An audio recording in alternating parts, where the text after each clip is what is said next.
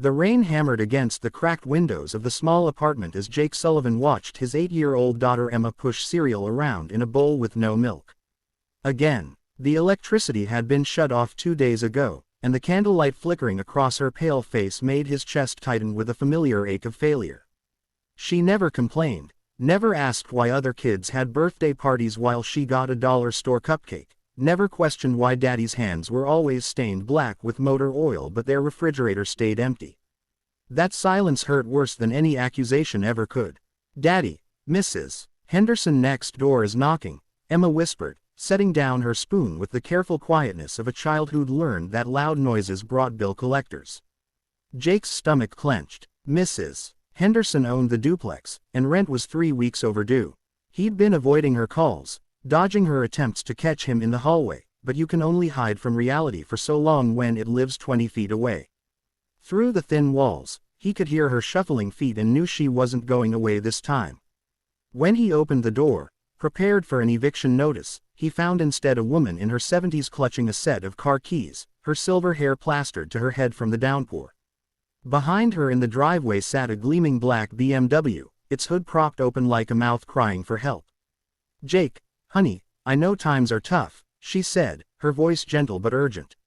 "My car died right in your driveway, and AAA can't get here until tomorrow. I've got a doctor's appointment in the morning that I cannot miss." She pressed the keys into his calloused palm. "I don't have much, but I've got a pot roast in the oven and some groceries I could spare. Would you take a look?" The weight of those keys felt heavier than any trophy he'd ever lifted. Mrs. Henderson didn't know about the unpaid rent, didn't know he'd been surviving on pride and peanut butter sandwiches, didn't know that her simple offer of a meal was the first kindness anyone had shown him in months. Behind him, he could hear Emma's stomach growling softly in the candlelit darkness. "I'll see what I can do," he managed, his voice rougher than he intended. Under the hood, Jake's trained eye immediately spotted the problem: a corroded battery terminal and a loose alternator belt. Simple fixes that would take maybe 20 minutes and cost less than $30 in parts. But $30 might as well have been $300 when you're counting quarters for bread. His hands moved automatically, muscle memory from thousands of hours spent coaxing life from engines, but these weren't the finely tuned racing machines he once knew. This was survival mechanics, backyard heroics with borrowed tools and desperate hope.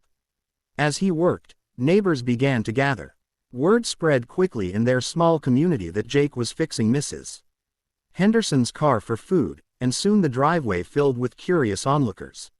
Some whispered behind their hands, casting pitying glances at the man who'd once been something more but had fallen so far.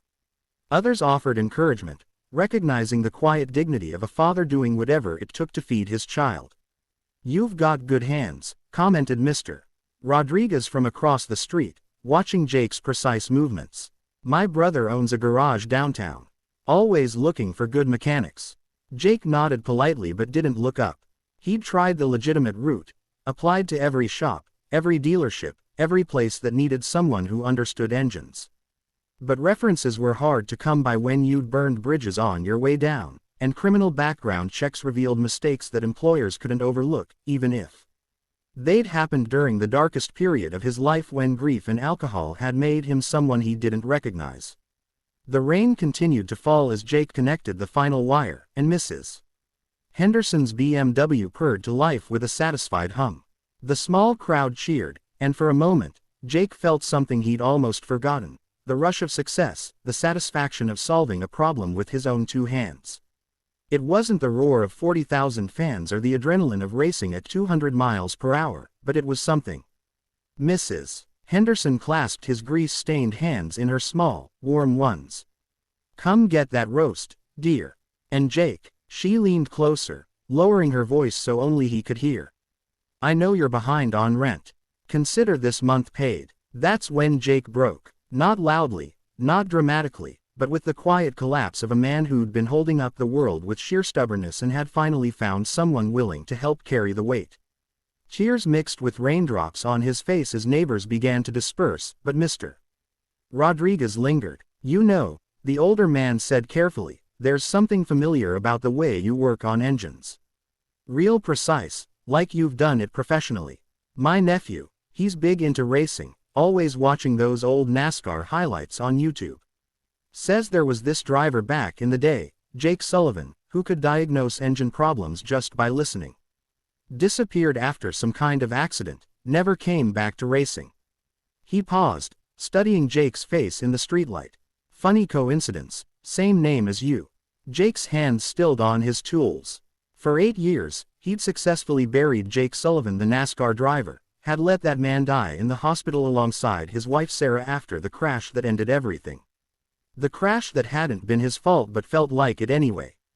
The crash that sent him spiraling into a bottle, cost him his career, his sponsors, his identity.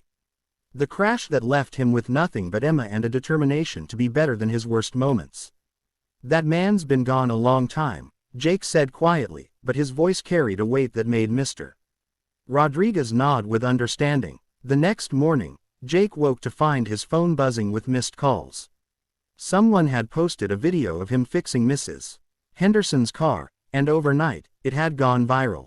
Not because of the repair work, but because a sharp-eyed racing fan had recognized him despite the years and the weathered face and the circumstances. The comments were flooding in, former fans expressing shock at seeing their hero reduced to bartering meals for car repairs, racing industry insiders debating whether this was really the Jake Sullivan who'd won 14 Cup Series races before vanishing. But it was the message from Tony Garrett, crew chief for Hendrick Motorsports, that stopped Jake's heart. Jake, if this is really you, we need to talk. The sport lost something when you disappeared. Maybe it's time to come home. Emma found him staring at his phone in the kitchen, and without understanding the magnitude of what was happening, she wrapped her small arms around his waist. Are you sad, Daddy? He lifted her up, holding her close, breathing in the scent of her strawberry shampoo that he'd splurged on last week when he'd found $5 in an old jacket pocket. No, baby girl, I think maybe we're going to be okay. The phone rang again, and this time Jake answered. On the other end was a voice from his past, offering not just a job but a chance at redemption, a path back to the life he'd thought was lost forever. But more than that, it was validation that sometimes rock bottom isn't the end of your story, sometimes it's the foundation for something stronger. As he talked terms and possibilities, Jake watched Emma color in a coloring book at the kitchen table, her tongue poking out in concentration as she carefully stayed within the lines. She'd never known her father as anything other than the man who fixed things for food and counted quarters for groceries. But maybe someday, she'd understand that the real victory wasn't in crossing finish lines first, it was in never giving up on the people who needed you most. Outside, Mrs. Henderson's BMW sat in the driveway, running perfectly, a testament to the truth that sometimes helping others is the first step toward helping yourself. And somewhere in the distance, Jake could almost hear the rumble of engines calling him home.